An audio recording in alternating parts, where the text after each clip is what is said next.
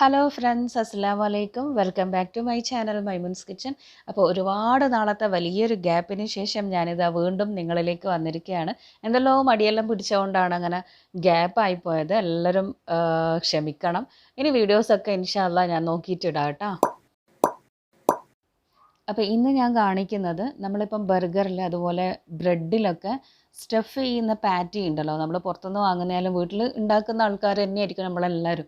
അപ്പോൾ ആ ഒരു പാറ്റി ഉണ്ടല്ലോ, ചിക്കൻ്റെ ആയാലും ബീഫിൻ്റെ ആയാലും ആ ഒരു പാറ്റി നമുക്ക് വീട്ടിൽ ഉണ്ടാക്കിയിട്ട് ഫ്രീസറിൽ സ്റ്റോർ ചെയ്ത് വെക്കുന്നതാണ് കാണിക്കുന്നത്. പ്രത്യേകിച്ച് ഇപ്പം നോമ്പും കൂടി ആയതുകൊണ്ട് ഇനിയിപ്പം ചൂട് കാലവും കൂടി, അപ്പം നോമ്പിന് അന്നേരം ഉണ്ടാക്കുന്നതിനെക്കാട്ടിലും ആദ്യം പ്രിപ്പയർ ചെയ്തിട്ട് ഫ്രീസറിൽ സ്റ്റോർ ചെയ്ത് വെച്ച് കഴിഞ്ഞാൽ നമുക്ക് ആവശ്യത്തിന് യൂസ് ചെയ്യാമല്ലോ എടുത്തിട്ട്. അപ്പോൾ അങ്ങനെയുള്ള ഒന്നാണ് ഞാനിത് കാണിക്കുന്നത്. ഇതിപ്പോൾ ചിക്കൻ വെച്ചിട്ടാണ് ഉണ്ടാക്കുന്നത്. കുറച്ച് എല്ലില്ലാത്ത ചിക്കനാണ് ഞാൻ എടുത്തത്. അതിൻ്റെ കൂടെ ക്യാപ്സിക്കം 2 കളറിലുള്ളത് എടുത്തിന്. പിന്നെ ഈ ക്യാപ്സിക്കം എടുക്കുമ്പം നല്ല അടിപൊളി ടേസ്റ്റ് ആയിരിക്കും. എടുക്കുന്നത് നല്ലതാണ്. പിന്നെ ഞാനിതിപ്പം ഫ്രീസറിൽ ഒരു 1.5 മാസമായി വാങ്ങിയിട്ട് ഫ്രീസറിൽ തന്നെ വെച്ചത്. അതുകൊണ്ട് പെട്ടെന്ന് കേടാവൊന്നുമില്ല. ഫ്രിഡ്ജിൽ വെച്ചാലും കുറച്ച് അധിക ദിവസമാകുമ്പോൾ കേടായിപ്പോവും. അപ്പോൾ അതുകൊണ്ട് ഫ്രീസറിൽ വെച്ചാൽ നല്ലതാണ്. പിന്നെ നമുക്ക് ആവശ്യത്തിന് എടുക്കുമ്പോൾ ഒരു 5 മിനിറ്റ് മുമ്പ് പുറത്ത് വെച്ചാൽ മതി. അങ്ങനെ ഞാനിപ്പോൾ ഇതെല്ലാം മിക്സിയിലൊന്ന് അരച്ചെടുക്കണം. എന്തൊക്കെയാണെന്ന് വെച്ചാൽ എല്ലില്ലാത്ത ചിക്കൻ, ക്യാപ്സിക്കം 2 എണ്ണം, 2 കളറിലുള്ളത്, പിന്നെ ഒരു ചെറിയ കഷ്ണം ഇഞ്ചി, ഒരു 4-5 വെളുത്തുള്ളി, കുറച്ച് കരിയാപ്പില എല്ലാം കൂടെ ഇട്ട് നന്നായിട്ടൊന്ന് മിക്സിയിൽ അരച്ചെടുക്കാം. അങ്ങനെ ഇപ്പോൾ ഞാൻ നന്നായിട്ട് അരച്ചെടുത്തിന്. ഇനിയിപ്പോൾ ഇതിലേക്ക് കുറച്ച് കാര്യങ്ങളും കൂടെ ചേർത്ത് കൊടുക്കണം. അതെന്തൊക്കെയാണെന്ന് വെച്ചാൽ ആവശ്യത്തിനുള്ള ഉപ്പ് ചേർത്ത് കൊടുക്കുക. 1 ടേബിൾ സ്പൂണോളം കുരുമുളക് പൊടി, 1 ടേബിൾ സ്പൂണോളം റെഡ് ചില്ലി ഫ്ലേക്സും കൂടെ ചേർത്തിട്ട് നന്നായി കൈകൊണ്ട് തന്നെ കുഴച്ചെടുക്കുക. കൈകൊണ്ട് കുഴച്ചെടുക്കുമ്പോൾ എല്ലാ ഭാഗത്തും നന്നായിട്ട് അങ്ങ് എന്താ പറയുക മിക്സായി കിട്ടും.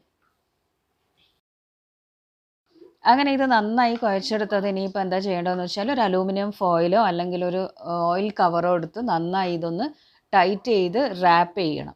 നന്നായി റാപ്പ് ചെയ്യുക. നമുക്കൊരു പാറ്റീൻ്റെ ആ ഒരു സൈസ് ഉണ്ടല്ലോ, അതിന് കണക്കായിട്ട് നന്നായി ഒന്ന് റാപ്പ് ചെയ്ത് ചുരുട്ടി ഇനിയിപ്പോൾ എന്താ ചെയ്യുകയെന്ന് വെച്ചാൽ ഇതൊന്ന് വേവിച്ചെടുക്കുകയാണ് ചെയ്യുന്നത്.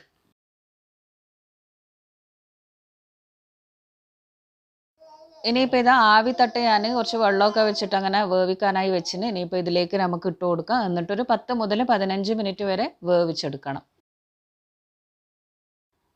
അങ്ങനെ പിന്നെ ഒരു 15 മിനിറ്റൊക്കെ കഴിഞ്ഞു. ഇതിൽ നിന്ന് നന്നായിട്ട് ഇപ്പോൾ വെന്ത് വന്നിന്. കുറച്ച് ചിക്കൻ്റെ വെള്ളമൊക്കെ ഇറങ്ങിന്. ഞാനിപ്പോൾ ഇത് പ്ലേറ്റിലേക്ക് മാറ്റിയിട്ട് നന്നായിട്ട് ചൂടാറാനായി വെച്ചിന്. നന്നായി ചൂടാറിയതിന് ശേഷം ഇതേപോലെ റൗണ്ടായിട്ട് കട്ട് ചെയ്തെടുക്കാം. ഇനി ഇത് നമുക്ക് കട്ട് ചെയ്തിട്ട് ഒരു ബോക്സിലൊക്കെ ഇട്ട് ഫ്രീസറിൽ വെക്കാം. ഫ്രിഡ്ജിൽ വെക്കരുത്. ഫ്രീസറിൽ വെച്ച് കഴിഞ്ഞാൽ നമ്മളിപ്പം നഗറ്റ്സൊക്കെ വെക്കുന്നില്ല, അതേപോലെ വെച്ച് കഴിഞ്ഞാൽ എത്രയോ ദിവസം വേണമെങ്കിലും നിൽക്കും. പിന്നെ അതുപോലെ നമുക്ക് ആവശ്യത്തിനനുസരിച്ചിട്ട് എടുക്കുകയും ചെയ്യാം. അപ്പോൾ നോമ്പിനൊക്കെ ആകുമ്പോൾ ഇത് കുറച്ചും കൂടെ നല്ലതായിരിക്കും, ഹെൽപ്ഫുള്ളായിരിക്കും. നമുക്ക് ഇന്നേ ഉണ്ടാക്കിയിട്ട് വെച്ച് കഴിഞ്ഞാൽ നോമ്പിൻ്റെ സമയത്തൊക്കെ യൂസ് ചെയ്യാമല്ലോ. അപ്പോൾ എല്ലാവരും ഇതൊന്ന് വീട്ടിൽ ട്രൈ ചെയ്ത് നോക്ക്.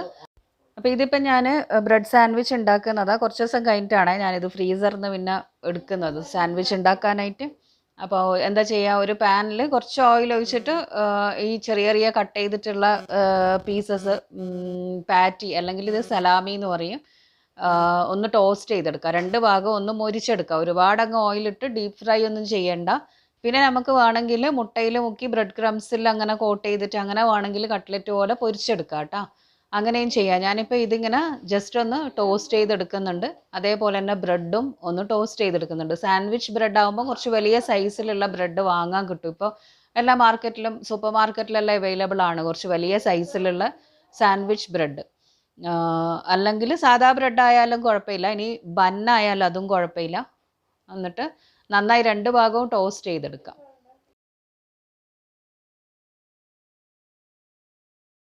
അപ്പോൾ ഇത് ഞാനിപ്പോൾ ഒരു ബ്രെഡ് ഓംലെറ്റിൻ്റെ ടൈപ്പിലാണ് ഉണ്ടാക്കുന്നത്. എന്നിട്ട് അതിൽ സ്റ്റഫ് ചെയ്ത് കൊടുക്കുകയാണ് ചെയ്യുന്നത്. അപ്പോൾ അതിനായിട്ട് ഓംലെറ്റ് റെഡിയാക്കണം. സാധാരണ നമ്മൾ ഓംലെറ്റ് ഉണ്ടാക്കുന്ന പോലെ തന്നെ മുട്ടയും കുറച്ച് കുരുമുളക് പൊടിയും കുറച്ച് ഉപ്പും അതുപോലെ കരിയാപ്പില മല്ലിയിലെല്ലാം ഇട്ടിട്ട് നന്നായി മുട്ട ഒന്ന് ബീറ്റ് ചെയ്തെടുക്കണം.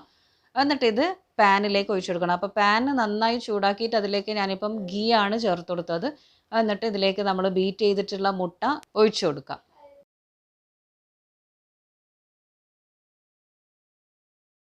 ആ പാനിൽ മുഴുവനായി അങ്ങ് ചുറ്റിച്ച് കൊടുത്തിട്ട് ഇതിൻ്റെ നടുവിലായിട്ട് ഞാനിപ്പം ഒരു ബ്രെഡ് അങ്ങ് വെച്ച് കൊടുക്കുന്നുണ്ട്. ടോസ്റ്റ് ചെയ്തിട്ടുള്ള ബ്രെഡ് വെച്ച് കൊടുക്കുന്നുണ്ട്. അപ്പോൾ ഈ മുട്ടൻ്റെ മിക്സ് ആറിപ്പോകുന്നതിന് മുമ്പേ തന്നെ ഞാനൊരു ബ്രെഡ് അങ്ങ് വെച്ച് കൊടുക്കുന്നുണ്ട്. ഒന്നങ്ങനെ അങ്ങ് തിരിച്ചിട്ട് വെച്ച് കൊടുക്കുക. എന്നിട്ട് ഈ ബ്രെഡിൻ്റെ മുകളിൽ വേണമെങ്കിൽ നമുക്ക് എന്തൊക്കെയാണോ നമുക്ക് ഇതിലേക്ക് ചേർത്ത് കൊടുക്കേണ്ടത് അതൊക്കെ ചേർത്ത് കൊടുക്കാം. അപ്പം ഞാനിപ്പോൾ ഇതിലേക്ക് 1 ടീസ്പൂൺ പിസ്സ സോസ് ചേർത്ത് കൊടുക്കുന്നുണ്ട്. ഒന്നിങ്ങനെ സ്പ്രെഡ് ചെയ്ത് കൊടുക്കുന്നുണ്ട്. പിസ്സ സോസിന് പകരം നമുക്ക് വേണമെങ്കിൽ ടൊമാറ്റോ സോസോ മയണൈസോ ഒക്കെ സ്പ്രെഡ് ചെയ്ത് കൊടുക്കുക കേട്ടോ. പിന്നെ ഇഷ്ടമുള്ള വെജിറ്റബിൾസ് വേണമെങ്കിൽ അതേപോലെ വെച്ച് കൊടുക്കുക. അപ്പം ഞാനിപ്പോൾ കുറച്ച് ക്യാബേജ് ലീവ്സ് ഇങ്ങനെ വെച്ച് കൊടുക്കുന്നുണ്ട്. അതിൻ്റെ മുകളിൽ നമ്മൾ നേരത്തെ ടോസ്റ്റ് ചെയ്തിട്ടുള്ള ഒരു ചിക്കൻ പാറ്റി അല്ലെങ്കിൽ സലാമി അത് വെച്ച് കൊടുക്കുക. അതിപ്പോൾ ഞാൻ 4 വലിയ സൈസിലുള്ള ബ്രെഡ് ആയതുകൊണ്ട് 4 അങ്ങനെ വെക്കുന്നുണ്ട്. പിന്നെ ഇതിൻ്റെ മുകളിൽ നമുക്ക് റൗണ്ടായിട്ട് കട്ട് ചെയ്തിട്ടുള്ള ടൊമാറ്റോ ഒണിയൻ അതൊക്കെ വെച്ച് കൊടുക്കാം കേട്ടോ. അതൊക്കെ ഓരോരുത്തരുടെ ഇഷ്ടത്തിനനുസരിച്ചിട്ട് ചെയ്ത് കൊടുക്കാം.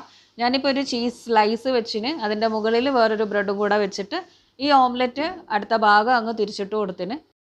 പിന്നെ ഇതിപ്പോൾ വലിയ സൈസിലുള്ള ബ്രെഡ് ആയതുകൊണ്ട് ആ ഒരു ഓംലെറ്റ് കവറായി കിട്ടിയില്ല. അത് കുറച്ച് വലിയ സൈസിലുള്ള ഓംലെറ്റ് അല്ലെങ്കിൽ ബ്രെഡ് ചെറുതാക്കിയോ അങ്ങനെ എന്തെങ്കിലും ചെയ്താലും മതി. അങ്ങനെ നമ്മളെ ടേസ്റ്റി ആയിട്ടുള്ള ചിക്കൻ പാറ്റി ബ്രെഡ് ഓംലെറ്റ് ഇവിടെ റെഡിയായി. പിന്നെ കാടമുട്ട ഫ്രൈ ചെയ്തപ്പോൾ അതിൻ്റെ മുകളിൽ ജസ്റ്റ് ഒരു ഡെക്കറേഷനായിട്ട് വെച്ചെന്നേ ഉള്ളൂ കേട്ടോ. അപ്പോൾ ഇതേപോലെ എല്ലാവരും വീട്ടിൽ ട്രൈ ചെയ്ത് നോക്ക്. ഇതിപ്പോൾ എന്തായാലും ഒരു മാസത്തോളം നമുക്ക് ഫ്രീസറിൽ സ്റ്റോർ ചെയ്ത് വെക്കാം. അത് കുഴപ്പമൊന്നും വരുമൊന്നുമില്ല.